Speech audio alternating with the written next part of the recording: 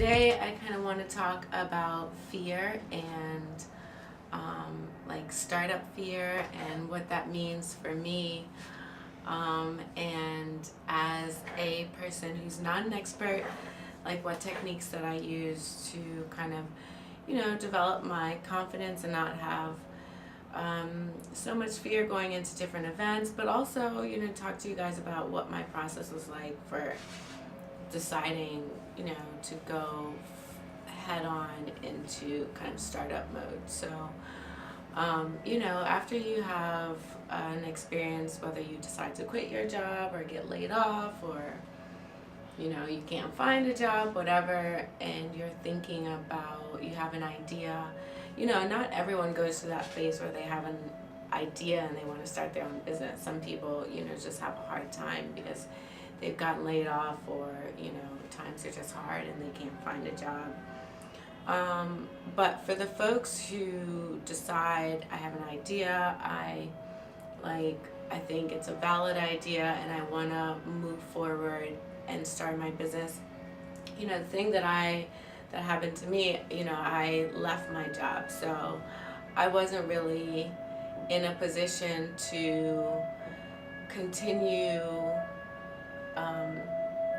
at my job and then develop some validation for my idea. So I was just out of a job, and so I decided to just go from there. And it's a hard decision to not apply for jobs, to other jobs, or not accept any, because I did have some other offers, and just to kind of like step out on faith and pursue your dream. So, there is that fear, and I definitely can't tell you how to go about kind of weighing the pros and cons for yourself. But for me, it was really about the fact that I had this idea that I wanted to, see come to fruition. And I had this idea for so many years, and I don't have any kids, and it's kind of like, well, there's not going to be any other time like this, God, or if you're spiritual, if you're not spiritual, I mean, you have these opportunities when you have them for a reason. And I think that it's so important to take every inch of joy and opportunity and learned experience that you can, and internalize those things so that you can be a better person. And that's what I try to do kind of like every day. So I had this idea, boom, all of a sudden I have this opportunity where I'm not working for anyone else. And, I, as I mentioned, have worked for other startups, well, not a lot of other startups, but I have consulted with other startups, and I worked for other entrepreneurs, helping them to develop their marketing strategy for their businesses, and kind of like getting that that view of kind of developing a strategy and a plan around a centralized vision. And I have done that and supported other people, supported other messaging platforms through my career as a publicist, also marketing manager and director. So I was ready to kind of support myself and do everything that I needed to do, or that I had been doing for others, for me. And so that was kind of where my final push came, was kind of, why am I doing this for someone else when I have my own dreams and I can use those things that I learned. I was grateful for those experiences, and now I can use those different things that I learned to kind of propel myself and see if it works out. Because everything doesn't work out, and you guys will see if you follow my journey if it's going to work out. So I believe that it will, and you just have to have that belief. But stepping from my world into a world of tech that I wasn't very familiar with was really frightening for me. And always being kind of like a behind the scenes person, doing program management, things like that, I was happy to be behind the scenes, and I never really wanted to be in front of the camera. But deciding to start a business is all about pushing yourself and pushing your boundaries and doing things that you never thought you would do before. And this YouTube channel is one of them. Like, I don't like to be in front of the camera, but I want to share my experience and kind of like share with other people what it's like and give you guys a front seat view. So today I'm talking about like your level of confidence in going into environments in which, you know, you're not the most knowledgeable person, and how that does transform over time, but you have to continue pushing yourself. And yeah, so I didn't, none of my friends are really in tech. Not many of them have businesses of their own. I mean, I have a lot of friends that have businesses of their own, but not necessarily in the tech space. And it's daunting to go into these rooms of people who have been working on their startup for some time, and or that are VCs and have been honing their expertise for some time, or bankers, or I don't know, investors, or whoever it is, marketers. So when I first started going to events, I was really intimidated. I would go and I would sit in the back of the room, and I would leave as soon as it was done, because I wasn't comfortable enough to kind of like go up to people and introduce myself. And that's okay, you know, you gotta make your inroads where you can. So, but the thing about it is going to those events. So I stressed in the last video how important it is to kind of like set yourself up for success, and not just talking about your idea, but finding resources in your area. It could be small meetup groups of local tech engineers. It could be a local meetup group of like women in tech. But start somewhere, and you will gradually, as you kind of discuss with other people what their business is, discuss in general or specific what your business is. There are a lot of people who say, oh, don't share your idea, it's a bad idea to share your own idea. But, you know, I think as I was starting up, it was harder for me to explain what my idea was. And I think having that practice of talking to different people about what my dream and my goal was really, really important, and has gotten me to a great place today.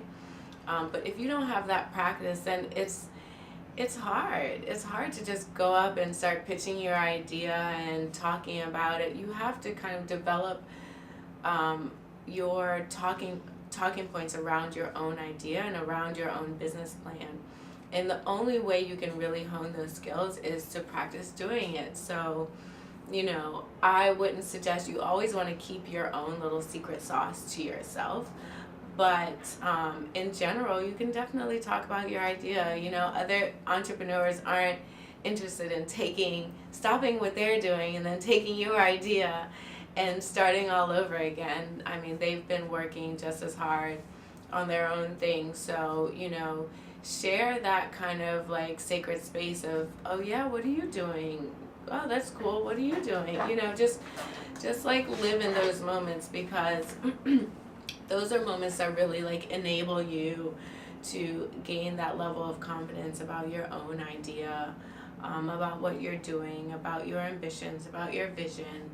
And you know, you will notice that you'll start very quietly. Oh, you know, my name is Shayna Vieira, and I'm starting a business, and it's all about program management. And then later it's like, my name is Shayna Vieira, and this is what I'm doing. This is where I've been. These are the incubators that I've been to. These are the people that I've met. You know, so don't beat yourself up if you go out there and you start and you're intimidated, or you go to your first event and then you go home, because that's exactly what I did.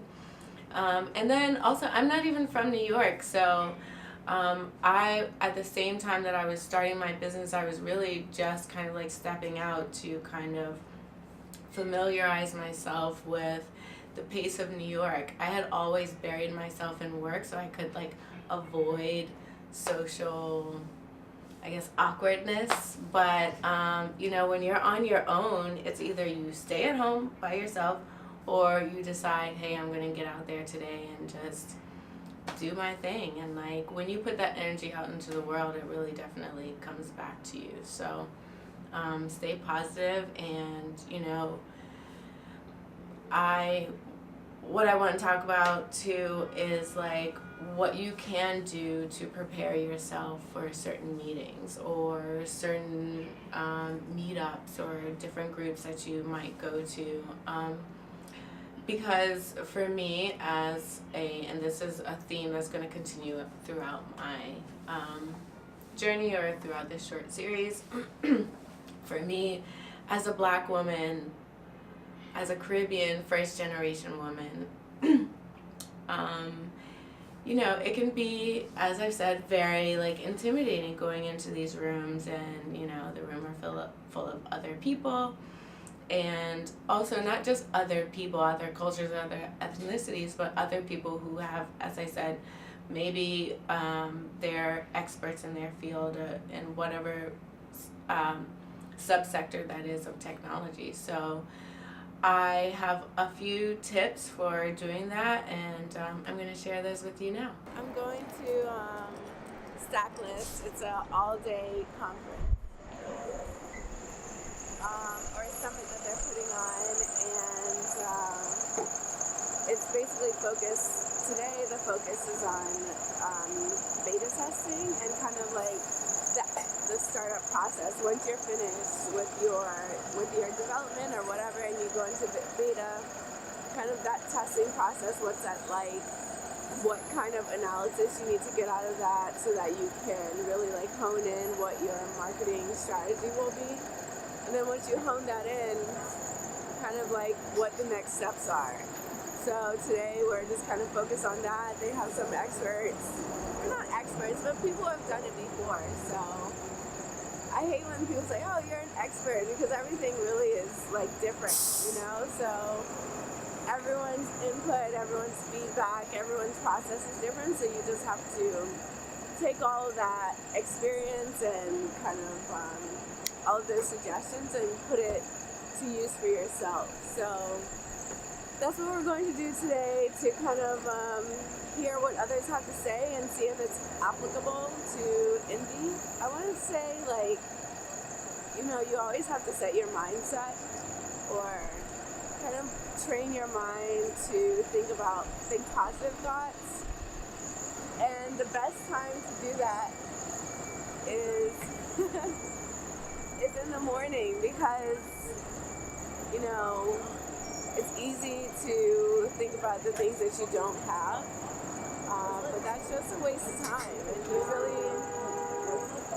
really have to catch yourself and be cognizant of what you're thinking about. And I know that there are all these things like, oh, you know, be mindful and be like, set your vision, be proactive, and that's really encouraging and it does help, but you know, you kind of have to be active in training yourself. You catch yourself at the right time, you can kind of like do a skirt on the record and you know, just decide, well, okay, am I doing that today or I'm doing this? And this is what I'm doing, and what are my goals once I get there? So that's an easier way than just like, oh, I have to think positive thoughts and come up with something on your own to think about. Just come up with something tactical and I mean, relevant for your day and the next step. So today I'm going to the conference, and that's what I set my focus on. And what do I want to get out of it? I want to do some good networking. I want to